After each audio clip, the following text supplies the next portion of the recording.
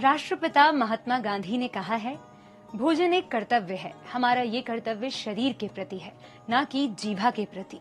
ये जीवन के प्रति हमारा महत्वपूर्ण दायित्व है कि हम सेहतमंद भोजन करें ताकि स्वस्थ रह सकें। गांधी जी का इस दुनिया में योगदान सिर्फ इतना ही नहीं था कि उन्होंने देश की आजादी की लड़ाई का नेतृत्व किया, बल्कि उन्होंने जीवन में ऐसा बहुत कुछ किया है जो आने वाली कई सदियों तक मनुष्यता को राह दिखाता रहेगा। गांधी जी और सेहत से जुड़े उनके विचार भी उन्हीं में से एक हैं। आज सेहतनामा में बात महात्मा गांधी के स्वास्थ्य दर्शन की, जिसे आप अपनी जिंदगी में उतार कर एक हेल्दी लाइफस्टाइल जी सकते हैं। गांधी जी अपनी किताब अ बुक फॉर चिल्ड्रन में बच्चों को सुबह उठने, दातून, भजन, कसरत और स्वच्छता अपनाने की सीख देते हैं। वो सुबह जल्दी उठने और रात में जल्दी सोने को अनिवार्य मानते हैं। गांधी जी सलाह देते हैं कि सेहत के लिए सादा खाना ज्यादा बेहतर है। वो कहते हैं, मैं हमेशा से भोजन पकाना जानता था, लेकिन भोजन के साथ मेरे प्रयोगों की शुरुआत लंदन में स्टूडेंट डेज में हुई, जब मुझे लगा कि भोजन सिर्फ खाने की थाली नहीं है, ये हमारा सबसे पवित्र कर्तव्य भी है। यानी हम जो खा रहे हैं उसका स्वादिष्ट होने से ज्यादा जरूरी है पौष्टिक होना। खान पान के अलावा महात्मा गांधी उपवास रखने की सलाह भी देते हैं। वो उपवास को शरीर और आत्मा की शुद्धि का माध्यम मानते हैं।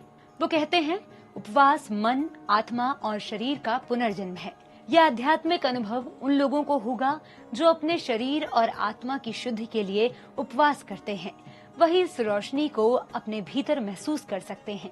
गांधी जी के उपवास की ये प्रक्रिया आज इंटरमिटेंट फास्टिंग कही जाती है, जिसमें हमेशा भूख से थोड़ा कम खाना चाहिए।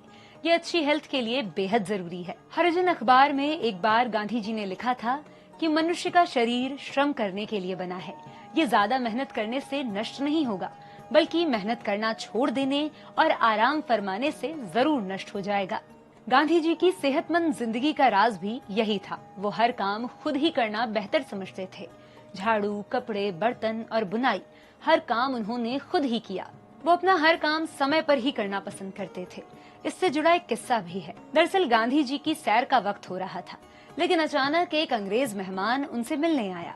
उन्होंने मेहमान से कहा, ये मेरे टहलने का वक्त है, अगर आप मुझसे बात करना चाहते हैं तो आप भी साथ चलिए। ये घटना हमें सिखाती है कि किसी भी कारण हमें अपना काम टालना नहीं चाहिए। अगर कोई चीज समय पर करने का फैसला किया है तो उसे उसी समय करना चाहिए। गांधी जी की बेहतर सेहत का राज योग भी था। वो हमेशा से लोगों को योग और मेडिटेशन की सलाह देते थे।